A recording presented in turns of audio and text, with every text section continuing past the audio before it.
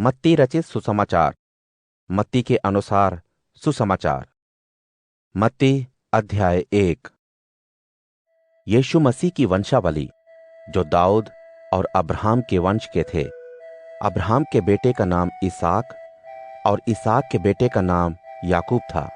याकूब से यहूदा और उसके भाई पैदा हुए थे। यहूदा और तमार से पेरेज और जेरा पैदा हुए थे। पेरेज का बेटा हेजरोन और हेजरोन का बेटा एराम था। एराम से अमीनादाब, अमीनादाब से नहशोन और नहशोन से सलमोन पैदा हुआ। सलमोन और राहाब से बोज तथा बोज और रूत से ओबेद पैदा हुआ और ओबेद से यिशै पैदा हुआ। यिशै का बेटा राजा दाऊद था। उरिया की पत्नी और दाऊद से सुलेमान पैदा हुआ। सुलेमान का बेटा रहोबियाम था। रहोबियाम का बेटा अबिया और अबिया का आसा। आसा से यहोशापात, यहोशापात से योराम और योराम से उजिया पैदा हुआ। उजिया से योताम, योताम से आहाज और आहाज से हिजकिया पैदा हुआ। हिजकिया से मनश्शे, मनश्शे से आमोन और आमोन से योशिया पैदा हुआ।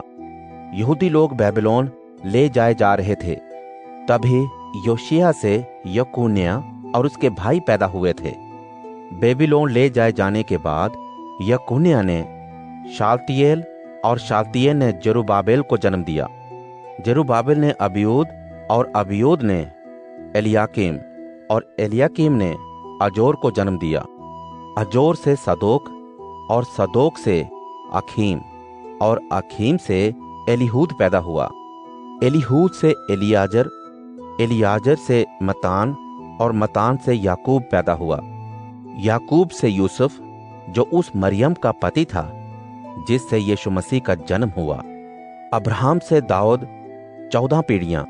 दाऊद से बेबीलोन की गुलामी तक जाने में 14 पीढ़ियां और बेबीलोन की गुलामी से मसीह तक 14 पीढ़ियां हुईं। यीशु मसीह का जन्म इस तरह हुआ।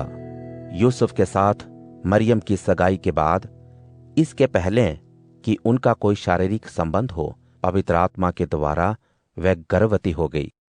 एक धर्मी व्यक्ति होने की वजह से यूसुफ ने, जो मरियम की बेइज्जती नहीं देख सकता था, चुपचाप से अपनी सगाई की शपथ को तोड़ना चाहा। लेकिन जब वह इन बातों के बारे में सोच ही रहा था, तभी अचानक सपने में परमेश्वर का एक स्वर्गदूत प्रकट होकर कहने लगा, दाऊद के वंशज यूसुफ, मरियम को अपने यहां लाने से मत डरो। उसके गर्भ का फल पवित्र आत्मा की तरफ से है। उसके एक बेटा पैदा होगा, तुम उसका नाम यीशु रखना, क्योंकि वह अपने लोगों को उनके गुनाहों की सजा से बचाएगा। यह सब इसलिए हुआ ताकि जो कुछ प्रभु ने नबी के जरिए कहा था वह पूरा हो। वह यह कि देखो, एक कुंवारी गर्भवती होगी और उसके एक बेटा होगा।